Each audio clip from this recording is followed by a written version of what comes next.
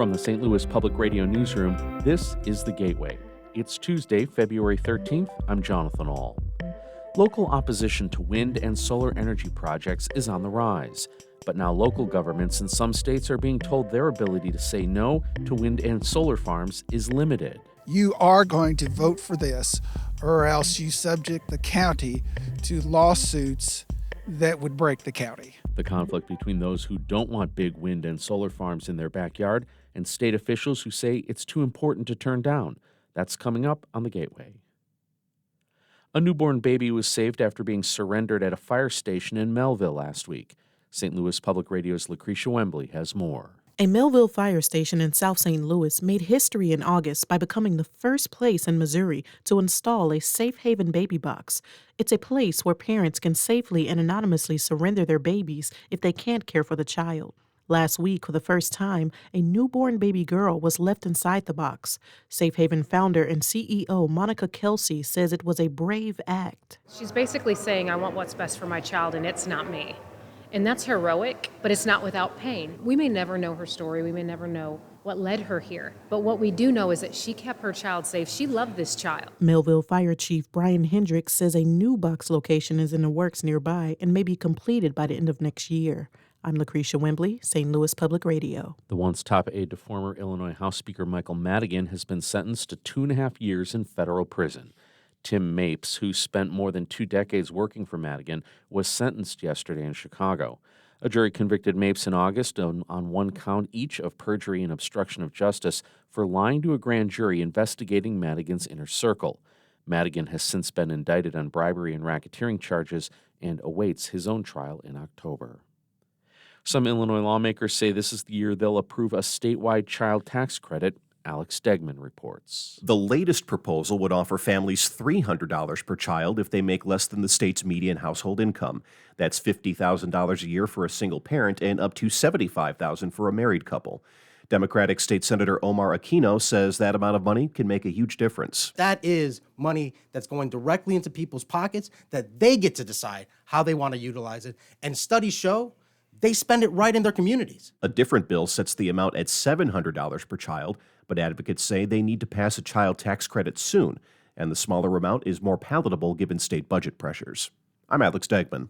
Illinois Republicans are hoping again that they're not entirely shut out of this year's state budget process. House Minority Leader Tony McComey says they want to see a balanced budget based on valid revenue estimates. House Republicans are not the party of no. We want to be the party to offer solutions. We are offering solutions in every avenue that we can and every topic that we can, and that we ask to be a part of that. Governor J.B. Pritzker is set to give his combined State of the State and budget address.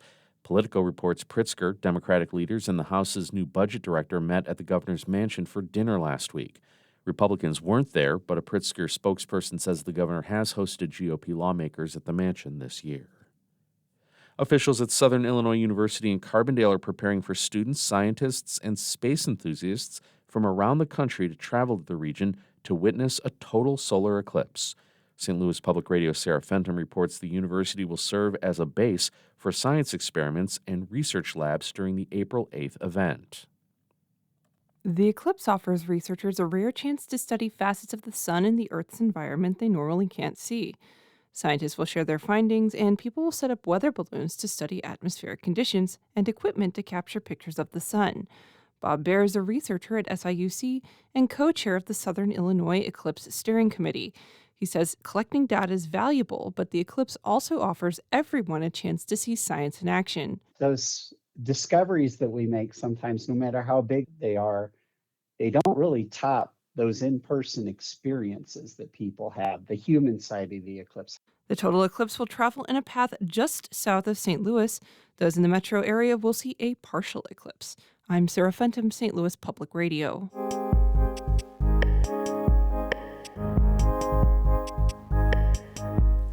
Wind and solar projects are popping up in more places across the Midwest, but so is opposition. Several counties, townships, and towns, including some in Missouri and Illinois, have restricted the construction of big wind turbines and solar panels. But as Harvest Public Media's Jim Meadows reports, 2 Midwestern states, Illinois and Michigan, recently passed laws making it hard for local governments to say no to green projects. The farmland out where Jerry Edwards lives in northern Piatt County, Illinois, is flat enough that he can point a mile to the north, where a wind farm will soon be installed. There will be a tower the size of the Gateway Arch back this way in where the cover crop is.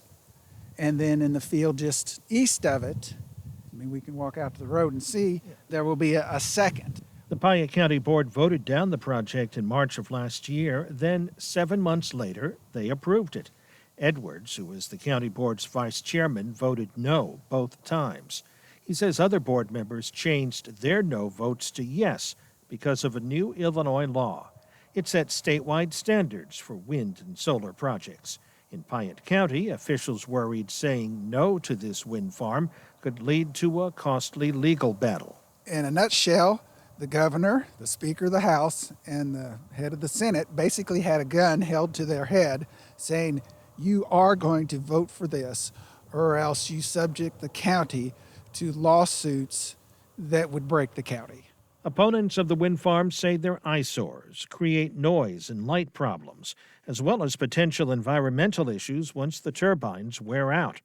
But the state of Illinois needs more wind farms and solar farms to meet its goal of 100% clean energy by 2050.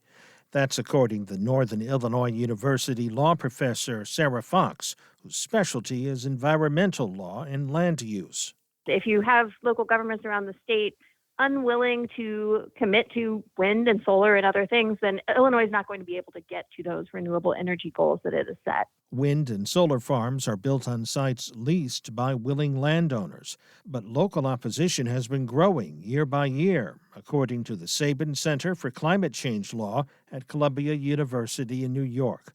It counted nearly 300 projects that have faced serious opposition across the U.S. as of last year, and more than 220 local governments and 6 states that either restrict or ban them outright. Matthew Eisenson authored the center's report last year. I think this is largely due to the fact that developers are proposing projects in new areas, and the local restrictions are often a reaction to, a specific project proposal. In Michigan, voters in several townships in Montcalm County not only rejected projects, but recalled township officials who supported them. Then, last November, the governor signed Michigan's Clean Energy Future Package into law. It includes limits on townships' ability to say no to wind and solar projects. Supporters say that's a good move for the state's environment and economy. But there's an effort in Michigan to overturn those limits through a state referendum. Retired school teacher Norm Stevens is gathering signatures. The state's plans of 100% renewable energy and takeover of local control of that zoning is a classic case of government overreach, and they aren't realistic, and nor are they achievable. Despite pushback, the number of U.S. wind and solar facilities has grown as costs have fallen. Jeff Danielson is with the Clean Grid Alliance, which advocates for renewable energy in the Midwest.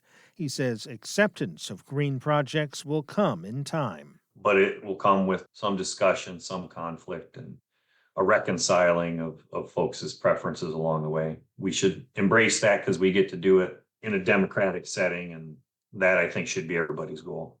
But in rural areas of Illinois and Michigan, some residents resent that state law is overriding local authority over wind and solar farms. For Harvest Public Media, I'm Jim Meadows. Harvest Public Media is a collaboration of public media newsrooms in the Midwest and Great Plains, including STLPO. The Gateway is a production of St. Louis Public Radio, a member-supported service of the University of Missouri, St. Louis. Music by Ryan McNeely of Adult Fur. I'm Jonathan Ahl, and from the St. Louis Public Radio Newsroom, this has been The Gateway.